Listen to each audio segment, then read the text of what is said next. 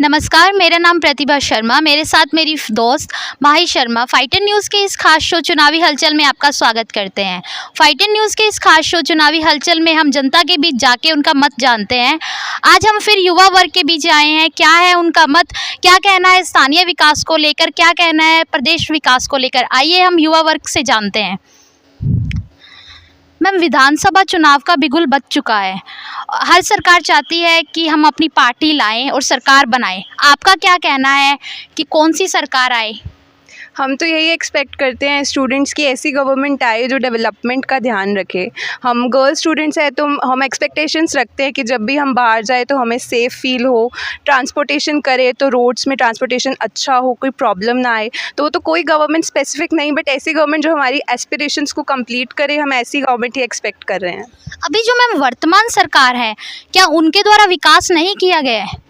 विकास तो होता ही है, बट ऑब्वियसली एक्सपेक्टेशंस तो हमारी कुछ रहती हैं। कुछ विकास होता है, कुछ और उम्मीदें भी हमारी रहेंगी। तो हम कहेंगे कि जितना काम हुआ है उससे और बेहतर हो, तो यही हमारी उम्मीदें रहेंगी। मैम, जो नया विकास आप चाहती हैं कि आगे वाले टाइम में जो विकास हो, सरकार वो विकास करे, क्या ऐसा विकास है जो आप मांग करना चाहेंगी? तो मैं फिर वही चीज़ें रिपीट करना चाहूँगी कि जैसे ट्रांसपोर्टेशन, हमारी रोड्स काफ़ी श्रीगंगानगर की ख़राब रहती हैं, तो हम चाहते हैं कि ट्रांसपोर्टेशन सही से हो। दूसरी बात, अब हम एज़ गर्ल्स कभी भी घर से बाहर निकले, चाहे रात के 10 बजे हो, तो ऐसा एनवायरनमेंट क्रिएट हो जिससे हमें सेफ़ फील हो। तो यही हमारी, जब ये चोरी चकारी और सब ये चीज़ें कम हो जाएंगी तो वही हमारे लिए एक आइडियल स्टेट की कंडीशन होगी।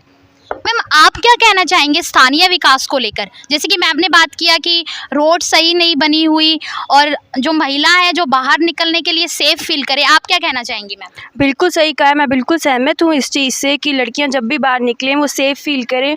और रोड्स गंगानगर की इतनी पुअर हो चुकी हैं कि बहुत ज़्यादा तकलीफ़ होती है किसी बुज़ुर्ग को निकलने में, और कमर दर्द तो बिल्कुल भी बहुत ज़्यादा बढ़ गया है। और दूसरी बात ये है कि जो रोड्स हैं वो प्रॉपर्ली मैनेज करना भी बहुत ज़रूरी है। तो मैं बिल्कुल सहमत हूँ इनकी बात से, ये बिल्कुल सही कह रहे हैं। स्थानीय नेता द्वारा जो स्थानीय विधायक है, जो अभी के वर्तमान विधायक है, क्या उनकी कमी रही है? कमी तो नहीं कह सकते, बट येस, एक्सपेक्टेशंस तो सबकी हाई ही रहती हैं कि हाँ, ये लीडर हमने चूज़ किया है तो ये हमारे एक्सपेक्टेशन के अकॉर्डिंग उतरेगा। बट कहीं ना कहीं कमी रह ही जाती है कि लोगों को फिर से कोई ना कोई परेशानी का सामना करना पड़ता है। तो मैं यही अपील करूँगी कि जो भी आए, जिसको भी हम वोट करें, जिसको भी हम चूज़ करें, तो वो हमारे एक्सपेक्टेशंस पे उतरे और हमारी जो सारी सिचुएशंस हैं उसको समझे और अच्छे से पूरा करे। जो अभी के वर्तमान विधायक है, आप चाहते हैं कि वही फिर से आए, जो कमियां हैं वो पूरी करें? हो सकता है, क्या पता वो हमारी बातें सुनकर थोड़ा मोटिवेट हो जाएं, क्या पता दूसरे जो है ज़्यादा बेटर हों। मैं प्रेजेंट के लिए किसी को भी नेगेटिव नहीं कहना चाहूँगी, बट ये कहना चाहूँगी कि आप अपने आप को थोड़ा सा उस हिसाब से बदल सकते हैं जैसा हम चाहते हैं। एग्ज़ाम लीक को लेके मैम आप क्या कहना चाहेंगे? एग्ज़ाम लीक वैसे तो सरकार की अगर कमी है तो सरकार को उस चीज़ पे ध्यान देना चाहिए कि एग्ज़ाम लीक ना हो, क्योंकि ये बच्चों का करियर की बात होती है कि हर बार एग्ज़ाम लीक होने से बहुत बच्चों का करियर भी ख़राब होता है। बच्चों ने अपनी स्टडी को बहुत साल दिए होते हैं, तो अगर एग्ज़ाम लीक होता है तो उनका मोटिवेशन भी कम हो जाता है। तो सरकार को इस चीज़ पर ध्यान देना चाहिए कि एग्ज़ाम लीक ना हो। तो मैम, अगर कोई सरकार का चेहरा देखना चाहेंगी मैम कि वो आए और ये चीज़ों में लगाम लगाए? नहीं, सरकार तो कोई भी हो, मतलब उनको थोड़ा सा इम्प्रूवमेंट करना चाहिए, खुद में भी बच्चों के बारे में समझना चाहिए उन्हें भी वो कितनी मेहनत करते हैं इस चीज़ पे। तो ये तो नहीं कहूँगी भी सरकार गलत है, पर उन्हें थोड़ा इम्प्रूवमेंट करना चाहिए। वर्तमान सरकार से संतुष्ट हैं आप? हम जो एग्ज़ाम लीक जो हो रहा है, एग्ज़ाम लीक को लेके मैम आप क्या कहना चाहेंगे?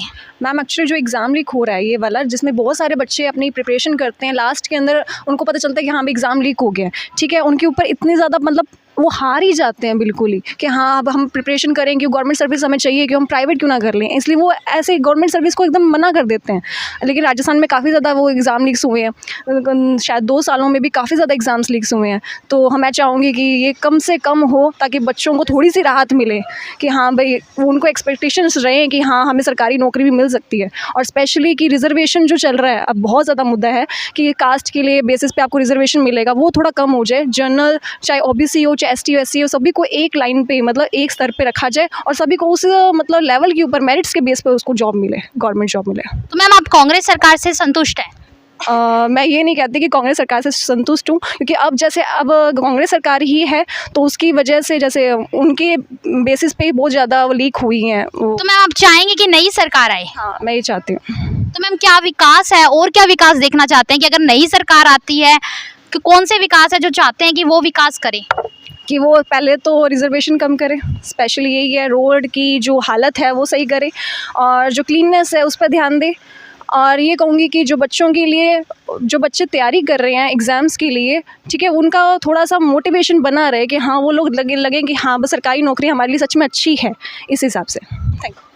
बेरोजगारी को लेके क्या कहना चाहेंगे मैम? जैसे कि एग्जाम लीक हो रहे हैं, बेरोजगारी बढ़ रही है, युवा हमारे भविष्य हैं, उनकी भविष्य के साथ खिलवाड़ हो रहा है। बेरोजगारी सरकार के कारण ही हो रही है, क्योंकि वो मतलब ध्यान नहीं दे रहे।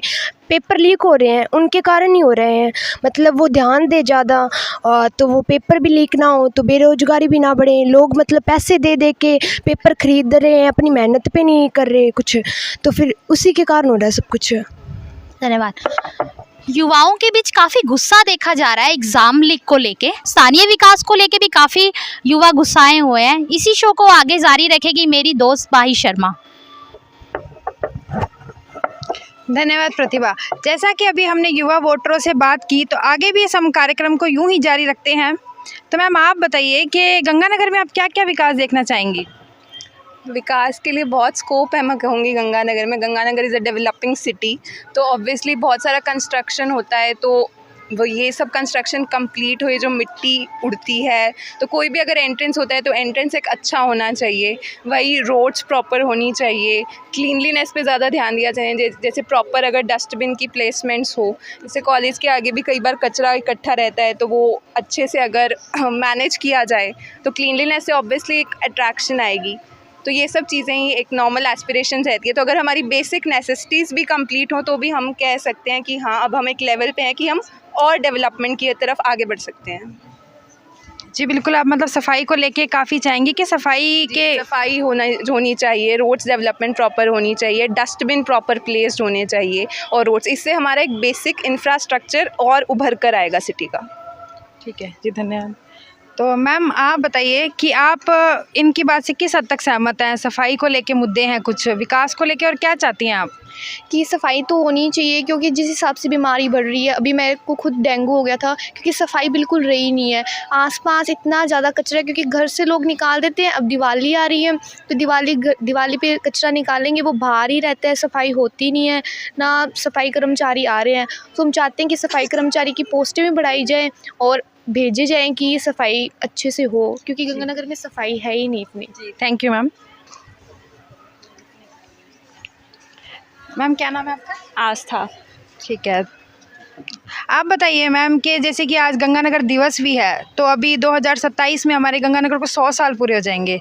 अब 2023 से लेके 2027 तक क्या देखना चाहेंगे आप गंगानगर में?